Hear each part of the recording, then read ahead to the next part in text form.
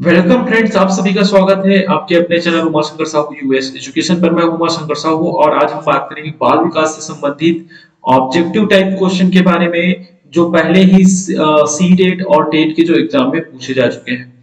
ये जो क्वेश्चन है आपको बाल विकास के अंतर्गत जितने भी क्वेश्चन पूछे जाते हैं उसी के अंतर्गत जो क्वेश्चन है उसी के बारे में बात करेंगे और आपको काफी हेल्पफुल होगा। काफी अभी केवी और शिक्षक भर्ती की जो तैयारी कर रहे हैं उनके लिए भी काफी ये हेल्पफुल होगा।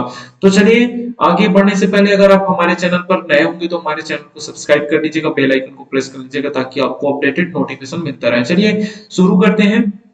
यहाँ पर पहला क्वेश्चन लिखा हुआ है, एक 5 वर्ष के बच्चे में दूसरों के प्रति प्रतिक्रिया तथा संप्रेषण में कमी है तथा असामान्य व्यवहार को बारंबार करता है। इस तरह के लक्षण किस चीज का प्रतीक है?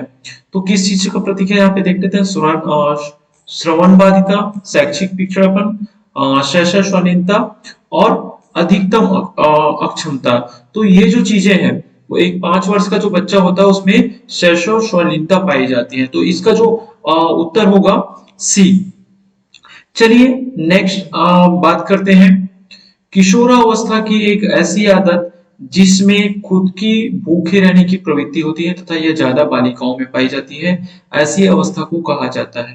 तो ऐसी अवस्था को क्या कहा जाता है? एनोरेक्सिया नर्वोसा, डेलिरियम ट्रेमेन्य, शालीनता और डाउन सिंड्रोम। तो इसका जो उत्तर है एनोरेक्सिया जो है इसका सही उत्तर होगा। चलिए नेक्स्ट बात करें। निम्न में से किस तकनीक के अंतर्गत एक बच्चा किसी बीज को हासिल करता है, किसी चीज को हासिल करता है जिसे बाद में वो अपने इच्छुक चीजें, कार्य या लाभ में बदल सकता है? तो ये जो होता है टोकन इकोनॉमी जो है इसका सही उत्तर होगा, टोकन इकोनॉमी। चलिए आगे बात करें। खाली स्थान बाल्यावस्था के दौरान अपने तथा दूसरों के नजरिए में फर्क करने में अयोग्यता को दर्शाता है। खाली स्थान बाल्यावस्था के दौरान अपने तथा दूसरों के नजरिए में फर्क करने में अयोग्यता को दर्शाता है। ऑप्शन बी है केंद्र, आत्मकेंद्रस्थ, जन्मात्मवाद और इनमें से कोई नहीं। तो इसका जो उत्तर होगा ईगोसेंट्रोसिज्म होता है, आत्मकेंद्रस्थ जो होता है। इसका जो आंसर होगा ऑप्शन बी। चलिए नेक्स्ट क्वेश्चन देखिए। मात्रात्मक व्यक्तिगत क्षमता रूपी प्रक्रिया को कहा जाता है। मात्रात्मक व्यक्तिगत क्षमता रूपी प्रक्रिया को क्या कहा जाता है देख लेते हैं। विकास कहा जाता है, वृद्धि कहा जाता है, संतुलन कहा जाता है या परिपक्वता कहा जाता है? तो मात्रात्मक व्यक्तिगत क्षमता जो होता है उसको क्या कहा जाता है? वृद्धि कहा जाता है। चलिए नेक्स्ट क्वेश्चन की बात करें। किशोरावस्था में एक बच्चे के उचित विकास हेतु माता पिता तथा शिक्षक निम्न कार्य कर सकते हैं, निम्न में से कौन से? यहाँ पर 4 ऑप्शन दिए हैं। लिंग शिक्षा का उचित ज्ञान, उचित वातावरण प्रदान करना और परामर्श तथा मार्गदर्शन सेवा की व्यवस्था करना। ये तीनों आंसर ही सही है। तो ऊपर जो भी लिखे हुए हैं वो तीनों आंसर सही है यहाँ पे। एरिक्सन के अनुसार बच्चों का मनोसामाजिक विकास 8 चरणों में होता है। एक कक्षा 3 का छात्र 9 साल के आसपास विकास के किस चरण में मेल खाता है? तो यहाँ पर देखिए, शर्मिंदगी बनाम संदेह, मुकाबले की स्वायत्तता, परिश्रम बनाम हीनता और नेतृत्व बनाम अपराध और अंतर्गता बनाम अलगाव। तो इसका जो आंसर होगा परिश्रम बनाम हीनता, इसका सही आंसर होगा। शुरू में एक बच्चा अपनी पूरी हथेली का उपयोग करके वस्तु को पकड़ता है। धीरे धीरे वृद्धि और विकास के रूप में बच्चा उंगलियों और अंगूठे का उपयोग वस्तु को उठाने के लिए करता है। इस प्रकार की प्रगति क्या कहलाता है? सीफेलोकोडल प्रगति, प्रॉक्सिमोडिस्टल प्रगति, व्यापक से विशिष्ट कार्यवाही प्रगति, अनियमित प्रगति। तो सीफेलोकोडल जो प्रगति जो होता है वो कैसे होता है? सिर से हम क्या पैर से सिर की ओर चलते हैं जैसे। और यहाँ पर प्रॉक्सिमो डिजिटल जो है ये जो आंसर होगा ये सही आंसर होगा। बच्चे के विकास को अक्सर शारीरिक, संज्ञानात्मक, भावनात्मक और सामाजिक तीन व्यापक क्षेत्र में विभाजित किया जाता है। विकास प्रक्रिया इन क्षेत्रों में कहां तक संबंधित है? तो यहाँ पर अन्य को प्रभावित किए बिना स्वतंत्र से विकसित, एक एकीकृत और समग्र प्रकार से विकसित, आंशिक रूप से विकसित और तीसरा है बेतरतीब ढंग से विकसित। तो इसका जो आंसर होगा एक एकीकृत और समग्र प्रकार में विकसित। तो इसका आंसर जो है बी, ऑप्शन बी जो है आंसर, सही आंसर। चलिए देखें नहीं 10वां क्वेश्चन। निम्न में से कौन सी शिक्षा मनोविज्ञान की शारीरिक व्यक्ति निमित्त है, या व्यक्तिनिष्ठ कह सकते हैं, व्यक्तिनिष्ठ विधि है? अंतर्दर्शन, दर्शन, अवलोकन और प्रायोगिकरण। तो इसका जो उत्तर होगा हमारा अंतर्दर्शन जो है सार्वधिक व्यक्तिनिष्ठ होता है। तो आंसर जो ए है वो सही आंसर है। शारीरिक विकास को प्रभावित करने वाला कारक कौन सा है? तो शारीरिक विकास को प्रभावित करने वाला वंशानुकरण, वातावरण, खेल तथा बयान और ये सभी। तो शारीरिक विकास को प्रभावित कौन करता है? इसमें से 4 ऑप्शन दिए, तो ज्यादातर हम वंशानुक्रम, वातावरण और खेल तथा जो व्यायाम है, इन सारी चीजों की हम बात यहाँ पर करते हैं। मतलब हमारा जो आंसर हो जाएगा वो आंसर डी हो जाएगा। चलिए बात करें भाषा। भाषा के छात्रों के भाषागत विकास में सबसे अधिक प्रभाव डालने वाला भाज्य है सामाजिक परिस्थिति, या किसका कथन है? तो इसमें देख लेते हैं कि ये जो कथन है वो किसका कथन है। तो यहाँ पर हम बात कर रहे हैं छात्रों की भाषा विकास में सबसे अधिक प्रभाव। तो भाषा विकास के लिए हम बात करें तो यहाँ पर ऑप्शन दिया है पियाजे, ब्रूनर, चोम्स्की और वाइगोत्स्की। तो इसमें से जो आपका जो सही आंसर है वो वाइगोत्स्की का है। चलिए आगे हम बात करें इसी में, पेशी संबंधी विकास के लिए सबसे उचित क्रियाकलाप कौन सा है? तो पेशीय संबंधी, पेशी होता है जैसे विस्ती मिट्टी के नमूने बनाना, झूला झूलना, बॉल फेंकना। तो बॉल फेंकने से क्या होता है, हमारा पेशी संबंधी विकास होता है। तो बॉल फेंकना जो है इसका सही उत्तर होगा। चलिए नेक्स्ट क्वेश्चन देखें। पहचान विकास संबंधित है एरिक्सन सिद्धांत से, फ्रायड सिद्धांत से और डिंगी के सिद्धांत से, और हमारा एक जो है यहाँ पर एरिक्सन सिद्धांत, फ्रायड के सिद्धांत और वाइगोत्स्की के सिद्धांत, और ये बिंगी है। तो इसका जो सही उत्तर जो होगा एरिक्सन के सिद्धांत से। सभी अधिगमकर्ताओं के लिए विद्यालयी अनुभव का सबसे उचित क्रियाकलाप कौन सा है? कक्षा कक्ष की गतिविधि का आनंद लेना और साथ ही अधिगम करना।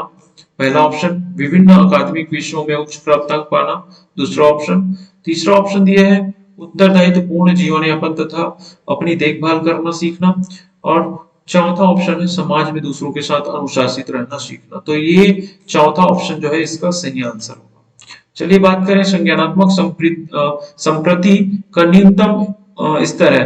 मतलब हम जब बात करते हैं यहाँ पर किसके बारे में, ब्लूम टेक्सोनॉमी के बारे में। तो संज्ञानात्मक जो क्षेत्र है, ब्लूम टेक्सोनॉमी ने इसको भी क्या किया था, क्लासिफिकेशन किया था।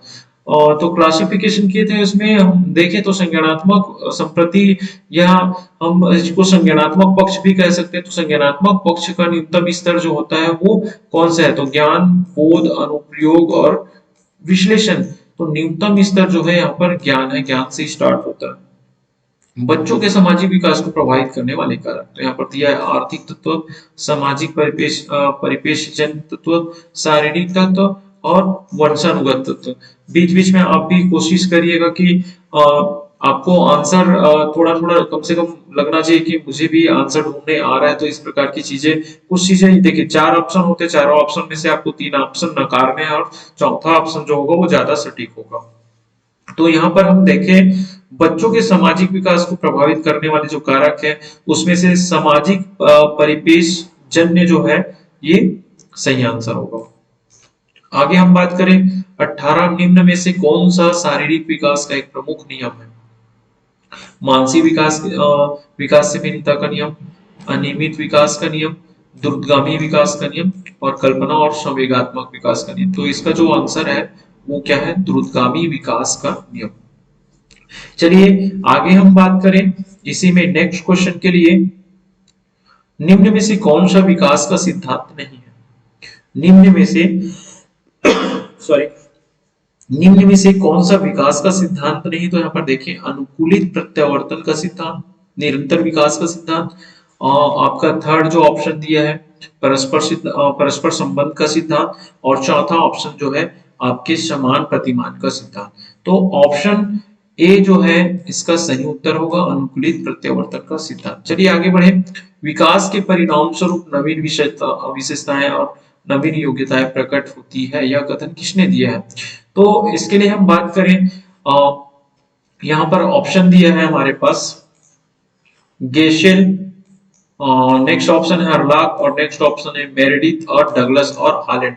तो इसका जो ऑप्शन पहला जो है ऑप्शन ए गेसेल जो है इसका क्या है सही आंसर है। विद्रोह की भावना की प्रवृत्ति के लिए हम बात करें, विद्रोह की भावना की प्रवृत्ति निम्न में से किस अवस्था में होती है? तो विद्रोह की भावना जो है कौन सी अवस्था में होती है, इसके लिए हमने थ्योरी आप लोग को बताया था, तो थ्योरी आप देखेंगे तो आपको आसानी से समझ में आ जाएगा। तो ये विद्रोह की जो भावना होता है मध्य बाल्यावस्था मध्य किशोरावस्था में क्या होता है, ये प्रवृत्ति उस अवस्था में पाई जाती है। चलिए नेक्स्ट क्वेश्चन देखें। संवेगी गत्यात्मक अवस्था में शिशु अपने वातावरण का अन्वेषण करते हैं। पहला ऑप्शन है तार्किक चिंतन द्वारा, दूसरा ऑप्शन है संवेगों एवं गत्यात्मक क्रियाओं द्वारा, तीसरा ऑप्शन है टेलीग्राफिक स्पीच द्वारा और चौथा ऑप्शन है नैतिक निर्णय द्वारा। तो इसमें चार ऑप्शन आपको दिए हैं, चार ऑप्शन में से एक संवेगों एवं गत्यात्मक क्रियाओं द्वारा जो ऑप्शन बी है हमारा, ऑप्शन बी जो है इसका सही आंसर होगा। चलिए आगे बढ़े हम इसी में। विकास की किस अवस्था को गैंग एज कहा जाता है? इसको भी मैंने अपने थ्योरी जब मैंने बताया था तो थ्योरी में बताया था, बाल्यावस्था, पौढ़ावस्था, शैशवावस्था और किशोरावस्था। तो यहाँ पर अपना गैंग एज मतलब बाल्यावस्था ही होता है, जहां पर जो बच्चे जो होते हैं वो अपने दोस्तों के साथ एक साथ रहते हैं। तो ये बाल्यावस्था क्या हो जाएगा, इसका सही आंसर होगा। किसने कहा है कि बच्चे संसार में लैंग्वेज एक्विजिशन डिवाइस के साथ जन्म लेते हैं? यहाँ पर ऑप्शन दिए नोम चोमस्की, वाइगोत्स्की, जीन पियाजे और ब्रूनर। तो इसका जो सही आंसर है चोमस्की का नाम ज्यादातर भाषा लैंग्वेज के बारे में जब बात करते हैं तो नोम चोमस्की का नाम जो है सामने आता है। चलिए आगे बात करें। यहाँ पर निम्नलिखित में से किस अवस्था में शिशु आत्म केंद्रित होता है? शैशवावस्था में, पूर्व बाल्यावस्था में, किशोरावस्था में और प्रौढ़ावस्था में। एज को देख लीजिएगा, शैशवावस्था के जब हम बात करते हैं तो जीरो से हम बात करते हैं, शैशव 0 से 5 वर्ष, पूर्व बाल्यावस्था के 6 से 11 वर्ष या 6 से 9 वर्ष, किशोरावस्था का 12 से 18, प्रौढ़ावस्था उससे अधिक। तो यहाँ पर पूर्व बाल्यावस्था जो है आत्म केंद्रित जो है, पूर्व बाल्यावस्था में जो है बच्चा जो है आत्म केंद्रित होता है। चलिए आगे हम बात करें इसी में। नेक्स्ट हमारा जो क्वेश्चन है, सामान्य संयुक्त कोशिका में गुणसूत्र के जोड़े होते हैं। सामान्य संयुक्त कोशिका में, तो सामान्य संयुक्त कोशिका के बारे में हम बात कर रहे हैं। तो यहाँ की कितने जोड़े होते हैं? 22, 23, 24 और इनमें से कोई नहीं। तो इसको आप वैसे आंसर को जानते होंगे। वैसे सामान्य संयुक्त कोशिका में 23 क्या होते हैं? गुणसूत्र जोड़े होते हैं। किसी दूसरी वस्तु की अपेक्षा एक वस्तु पर चेतना का केंद्रीकरण अवधान है, यह कथन है डंपल का, राश का, मन का और मैकडूगल का। तो ये जो कथन है वो रास का है, ऑप्शन बी जो है इसका सही आंसर है। मानव बुद्धि में विकास प्रभावित होता है वंशानुक्रम से, वातावरण से, ए और बी और डी इनमें से कोई नहीं। तो ए और बी जो आंसर है वो सही है, मतलब सी जो आंसर है हमारा सही आंसर होगा। मनोवैज्ञानिकों द्वारा यह सुझाया गया कि प्रतिभाशीलता शिक्षक के दृष्टिकोण में निम्नलिखित में किसके किसके संसर्ग पर निर्भर करती है? तो किसके संसर्ग पर ये देख लेते हैं। उच्च क्षमता, उच्च सृजनात्मक एवं उच्च प्रतिबद्धता, सामान्य क्षमता, उच्च सृजनात्मकता एवं उच्च प्रतिबद्धता, उच्च क्षमता, उच्च सृजनात्मकता एवं सामान्य प्रतिबद्धता, उपरोक्त में से कोई नहीं। तो इसका जो आंसर है हमारा उच्च क्षमता, उच्च सृजनात्मकता एवं उच्च प्रतिबद्धता जो है ये हमारा सही आंसर होगा। चलिए नेक्स्ट क्वेश्चन की बात करें। पियाजे तथा वाइगोत्स्की के अनुसार एक रचनात्मक कक्षा कक्ष में क्या होना चाहिए? या रचनात्मक कक्षा कक्ष में अधिगम है। तो यहाँ पर चार ऑप्शन है। शिक्षक द्वारा लिखाया जाता है तथा शिक्षार्थी निष्क्रिय प्राप्त करता होते हैं। उद्घोषक तथा अनुक्रिया के जोड़े से होता है। शिक्षक द्वारा पुनर्वलन किया जाता है और शिक्षार्थियों द्वारा स्वयं सृजित किया जाता है जो एक सक्रिय भूमिका निभाते हैं। चार ऑप्शन दिए हुए हैं। ऑप्शन यहाँ पर डी जो है शिक्षार्थियों द्वारा स्वयं सृजित किया जाता है जो एक सक्रिय भूमिका निभाते हैं, तो इसका आंसर ये सही आंसर है। तो इस प्रकार से ये 30 क्वेश्चन का जो समावेश है हमने यहाँ पर किया है वो सारे बहुत महत्वपूर्ण क्वेश्चन है, आप इसको जरूर देखिएगा और ज्यादा से ज्यादा लाइक के शेयर कर दीजिएगा, वीडियो पसंद आए तो एक कमेंट जरूर कीजिएगा। थैंक यू, बने रहिएगा ऐसी वीडियो के साथ।